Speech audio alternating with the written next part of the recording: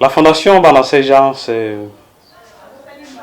une idéologie, si je peux le dire ainsi, parce qu'il s'agit d'une organisation de jeunes, pour la plupart, de jeunes gens, issus de plusieurs formations, des institutions universitaires d'enseignement supérieur local, et qui ont accepté de mettre à contribution leur talent au profit des pauvres, au profit des faibles, au profit de l'humanité oubliée, mais aussi au profit de la terre, puisqu'aujourd'hui notre terre souffre à cause du comportement de l'homme, lorsque celui-ci va au-delà de la gestion rationnelle, de ce qui devait faire de la terre un cadre idéal de la vie, au vrai sens du mot. Donc c'est un peu ça, c'est une organisation de jeunes qui ont bien voulu mettre en contribution leur talent pour qu'ensemble, avec les dividendes tirés de par-ci par-là, par les activités qu'on aura organisées, que ces dividendes puissent servir à redonner du sourire à ceux qui en manquent et aussi à donner de la verdure, si on peut le dire, à la terre, là où cela s'avère nécessaire. Effectivement, lorsqu'on parle de l'homme, c'est l'homme pris dans son contexte général, dans un point de vue global. Et quand on parle de l'homme vulnérable, la femme et l'enfant sont les plus visés. Parce qu'aujourd'hui, avec les inégalités existentielles, le sexe faible, c'est la femme. Et la population cible dans les inégalités, c'est l'enfant.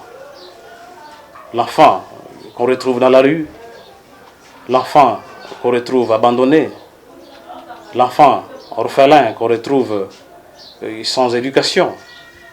C'est tous ces aspects-là qui intéressent la Fondation en fait. La Fondation ne laisse pas de côté tout ce que le monde, tout ce que le reste du monde a oublié. De prime abord, ce que nous avons mené un plaidoyer auprès du gouvernement pour l'obtention de certains préalables, notamment le texte lui-même qui organise la Fondation et les autres documents juridiques en vertu duquel le gouvernement nous reconnaît ces prérogatives de pouvoir agir dans les domaines que nous avons voulu bien cibler. Et à part ça, nous sommes en train d'envisager la sortie officielle, parce que jusque-là, au moment où je vous parle, nous n'existons pas officiellement. Nous sommes encore, nous évoluons en ghetto. Dans un avenir très proche, nous organisons la sortie officielle. Mais à part ça aussi, nous sommes en train aussi de voir comment lancer les activités en province. C'est un processus qui est déjà en cours, en fait, si je peux me limiter là. Mais du moins, les projets sont nombreux. La vision Bana Sejan, c'est une vision qui est de longue portée. Fondamentalement, pour la petite histoire, Bana Sejan, nous sommes inspirés de la commune de Lingwala, parce que c'est elle qui portait ce nom à l'époque coloniale. Nous nous sommes dit, si les gouvernements à l'époque, déjà à l'époque de la colonisation, avaient donné à notre commune ce nom, qui pour moi d'ailleurs ne vient pas du hasard, nous nous sommes dit avec ce nom, il y a déjà l'aspect de la sainteté, Jean-Baptiste qui annonce le Messie pour ceux qui lisent les Écritures saintes. Nous nous sommes dit, si nous évoluons avec ce nom, nous pouvons aller loin. Puisqu'aujourd'hui, le message de Jean-Baptiste, c'est jusqu'aux extrémités de la terre. Il est venu annoncer la bonne nouvelle, le message de l'amour. Et c'est la même chose pour la Fondation. C'est un message d'amour, d'humanité. Et non seulement vis-à-vis de l'homme, comme je vous ai dit, comme je l'ai dit plus haut, mais aussi vis-à-vis de la terre.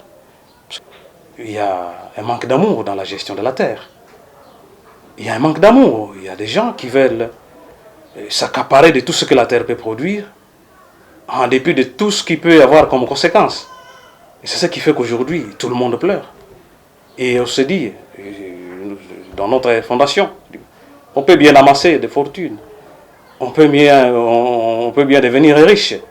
Mais à quoi servira cette richesse si la terre devient vivable? C'est ça la grande question. Voilà au moins un peu la portée de notre vision. C'est-à-dire, elle ne se limite pas à Lingwala, elle va au-delà de ses limites, c'est-à-dire, parlons de la ville de Kinshasa, comme capitale la RDC, et la RDC d'une manière un peu plus large, mais l'Afrique aussi, puisque dans l'Afrique, il y a aussi des terres dévastées, il y a le désert. Ce sont là les conséquences. Et il n'y a pas que l'Afrique. Les inégalités sont partout, c'est une réalité planétaire.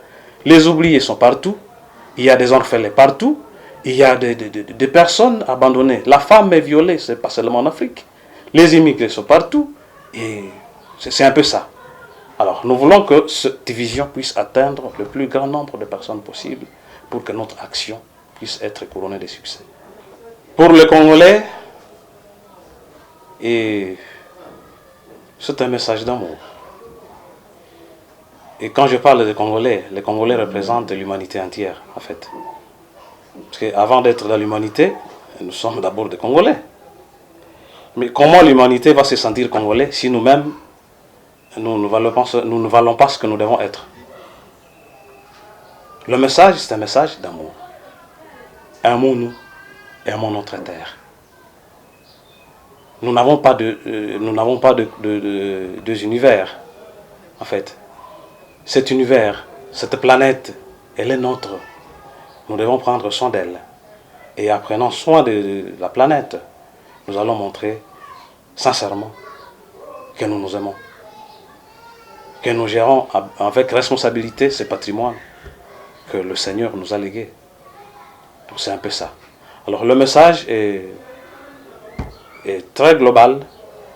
C'est un message qui intéresse tout le monde. Tout le monde, toute personne est prise de bonne volonté. Et c'est un appel d'ailleurs à tous qui veulent se joindre à nous pour que notre vision puisse se matérialiser à travers nos comportements respectifs vis-à-vis de l'homme, vis-à-vis des vulnérables et vis-à-vis de la terre.